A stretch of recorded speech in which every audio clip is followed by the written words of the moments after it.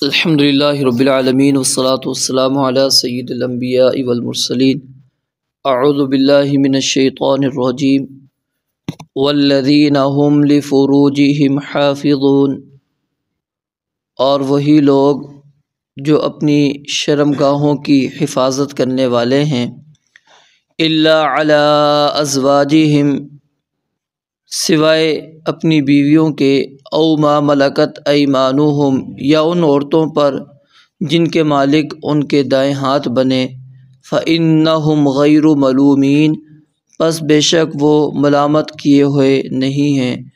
فمن ابتغى وراء ذلک، پس جو شخص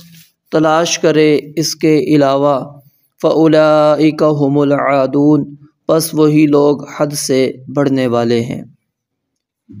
پیچھے ہم نے ایک آیت پڑھی تھی کہ والذین هم عن اللغو معرضون، کہ اہل ایمان وہ ہیں جو اعراض کرنے والے ہیں لغویات سے۔ اب لغو کے اندر یہ چیز داخل تھی، بے حیائی کرنا، زنا کرنا، لیکن اس کے باوجود اللہ تعالیٰ نے اس کو الگ صفت کے طور پر بیان کیا، پاک دامنی کی صفت کو۔ فرمایا کہ اہل ایمان وہ ہیں لفروجہم حافظون، جو اپنی شرمگاہ کی حفاظت کرنے والے ہیں۔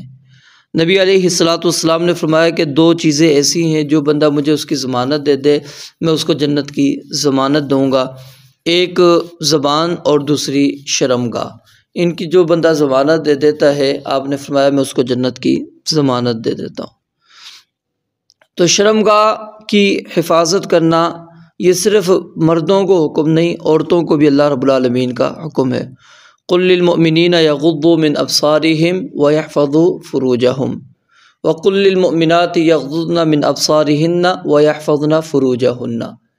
دونوں اس کے اندر داخل ہیں، مرد بھی اور عورت بھی۔ اسلام نکاح سے انسان کو دور نہیں رکھتا، کیونکہ انسانی فطرت کے اندر یہ چیز موجود ہے، جنسی خواہش کو پورا کرنا۔ جس طرح بعض صوفیہ اور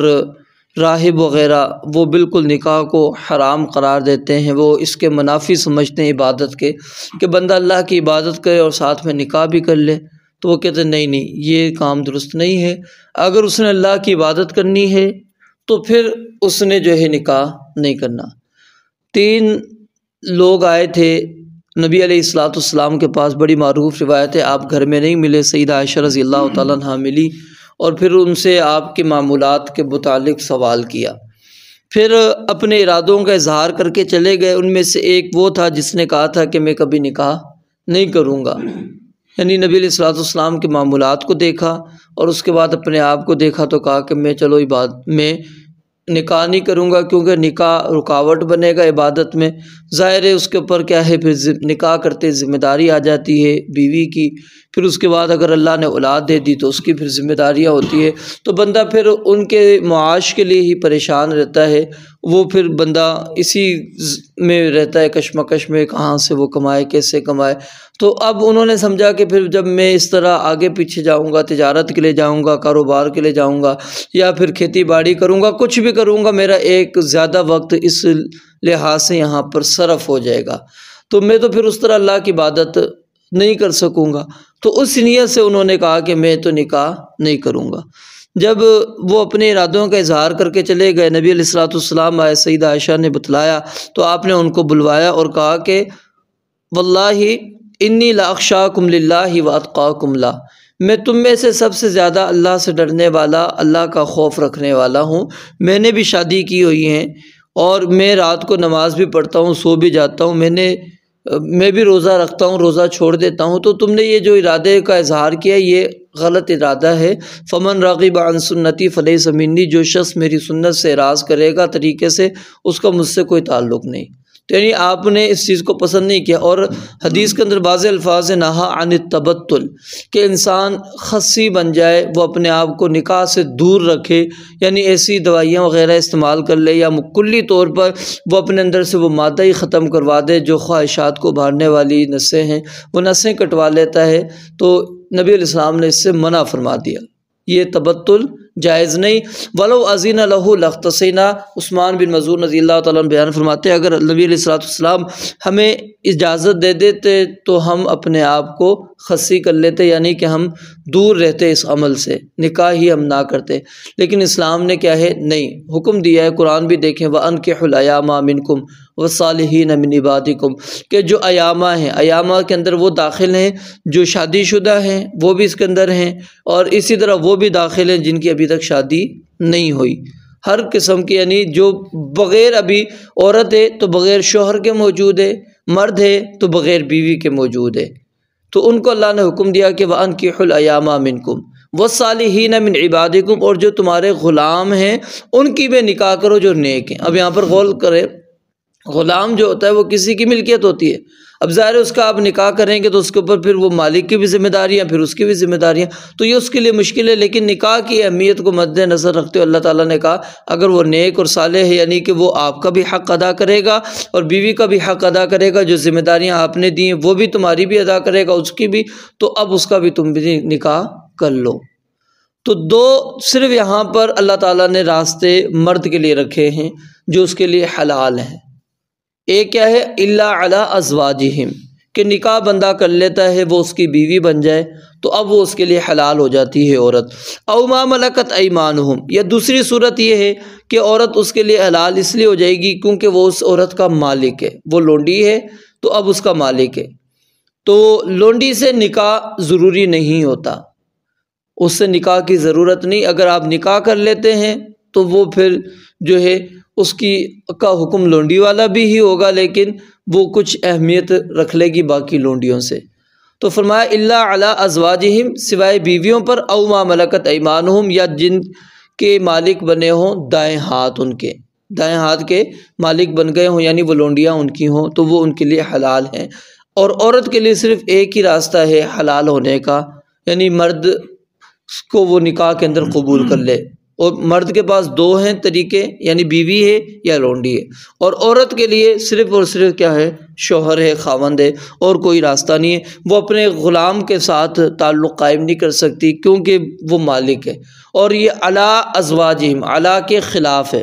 کیونکہ مالک اوپر ہوتا ہے، یہ تو اب ظاہر ہے جب وہ اپنے غلام کے ساتھ تعلق قائم کرے گی تو غلام تو نیچے درجے کے لحاظ سے، تو وہ اس کے اندر جائز نہیں اس کے لیے۔ فَإِنَّهُمْ غَيْرُ مَلُومِينَ، اللہ کہتے ہیں یہ دو طریقے اگر کوئی انسان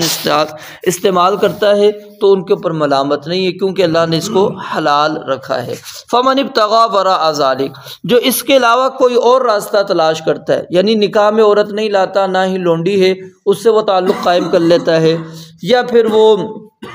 کیا نام ہے مرد کا مرد کے ساتھ تعلق قائم کر لینا جس کو عمل قوم لوط کہا جاتا ہے، یا پھر مشتزنی بھی اس کے اندر آتی ہے، لیکن یاد رکھیں مشتزنی کے متعلق جتنی بھی وعید والی روایات بیان کی جاتی ہیں کوئی بھی سند کے لحاظ سے صحیح نہیں ہے، باقی یہ عمل درست نہیں ہے۔ باقی جو وعید بیان کی جاتی ہیں کہ نبی علیہ السلام نے یہ فرمایا وہ کسی قسم کی روایت سے ثابت نہیں ہے، تو یہ غلط عمل ہے، ویسے اس سے اجتناب کرنا چاہیے۔ فَمَنِ ابْتَغَىٰ وَرَاءَ ذَلِكَ، جو شخص اس کے علاوہ تلاش کرے گا، فَأُولَٰئِكَ هُمُ الْعَادُونَ، اللہ کہتے ہیں وہ زیادتی کرے گا، وہ حد سے بڑھنے والا ہے، یعنی جو بندہ نکاح میں رہ کر لے یا لونڈی کے ساتھ کر لے تو وہ حد سے نہیں بڑھے گا۔ جو اس کے علاوہ راستہ تلاش کوئی بھی کرے گا، ابھی حلالے کو کیوں حرام قرار دیا گیا وہاں پر، اگرچہ نکاح ہو رہا ہوتا ہے، کیونکہ اس کے پیچھے سوچ وہ نکاح والی نہیں ہوتی، اس کو بسانے والی نیت نہیں ہوتی، کیونکہ نکاح کے اندر انسان کی نیت یہی ہوتی ہے میں اس کے ساتھ حتی الامکان جہاں تک ممکن ہوگا میں اس کے ساتھ کیا ہے رشتہ نبھاؤں گا۔ اور جہاں پر حلالہ ہوتا ہے یا متعہ ہوتا تھا کہ وقتی طور پر آپ اس سے فائدہ اٹھاتے ہیں، کچھ اس کو رقم دے دی کچھ دنوں کے لیے، تو وہ کیا ہے کچھ وقتی طور پر ہوتا ہے، اس کو بیوی کے طور پر انسان تسلیم نہیں کرتا، اگرچہ نکاح پڑھایا جائے جو بھی صورت بن جائے وہ اس کے لیے حلال نہیں ہو سکتی۔ یہ شرط ہونی چاہیے لازمی طور پر، نہ لڑکے کے ذہن میں ہو اور نہ لڑکی کے ذہن میں، دونوں کی نیت اس نیت سے نہ وہ آپس میں نکاح کریں کہ ہم نے چند دنوں کے بعد الگ ہو جانا ہے۔ اگر